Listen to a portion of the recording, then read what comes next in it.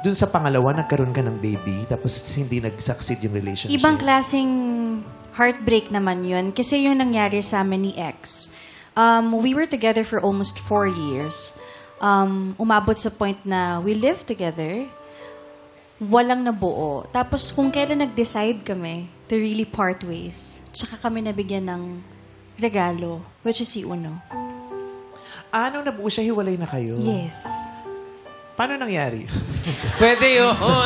Ano? Wow! Talaga. Wow, based on experience. Pwede yun. Kahit hiwalay na kayo, may mahubo.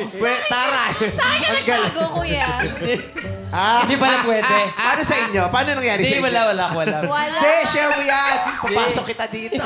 Bawal na siya dyan. Happily married na siya. Grabe yung ano eh. Kasi parang first-hand experience talaga yung reaction niya. Hindi, pwede yun. Sa paano? Marami ako narinig na kwentong gano'n. Narinig Based on lang. ano. Hindi, pero di ba in reality, ganun naman talaga eh. Pag naghiwalay ang isang couple, hindi naman talaga hindi nyo pa kayang totally humiwalay eh.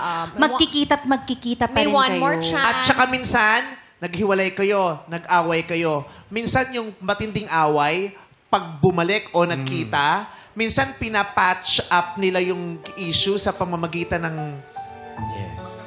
Oo. Basta, ayoko. Yan. Oo, basta umaabot sila sa isang maaksyong handog ng Regal Film. Ano title? Oo. Action drama. Aramina sa pelikulang Sagad sa Init. May pelikulang ganun si Aramina dati. Aramina sa pelikulang Sagad sa Init. Ganun. So, ayun. So, kung kailan wala na kayo, ang hirap din nun Mahirap yun. And being a single mom, it's really a choice. Definitely, when I was pregnant, talagang kinonsider ko na, syempre, to work things out with him. Kasi usually, syempre, yan ang payo, di ba, ng magulang na i-work out nyo. Kasi, ikasal na.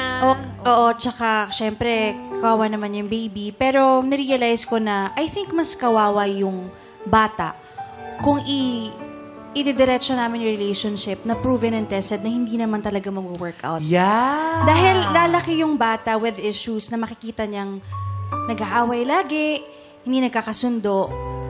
I think pinili ko yung path na, di bala nang hindi kami together, pero lalaki si Uno ng love namin siya. Sabi ko, we don't have to get back together para lang maramdaman ni Uno na love natin siya. Yan yung mga inilalaban ng mga ibang pro-divorce eh. 'Di ba? Hindi naman yung divorce ang nakasira sa relasyon, ang nakasira at makakasira sa relasyon namin. Sira talaga yung relasyon at hindi na siya magagawa. 'Di ba? Yes. Pero dahil ayaw nyo kaming bigyan ng divorce, hindi kami makatakas sa relasyon na yun, 'di ba?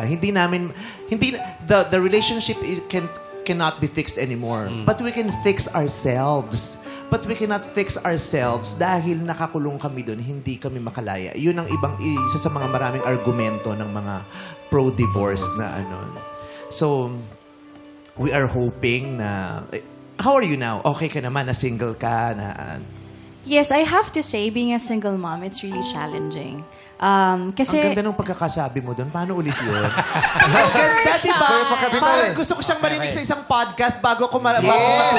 Paano yun? I have to say, Cheneline. Yeah, I have to say. Ulit tayo kasi tahimik doon. 1, 2, 3, go. Yeah, I have to say, being a single mom is really challenging. Diba? Parang barkada mo si Siri nung sinabi ko.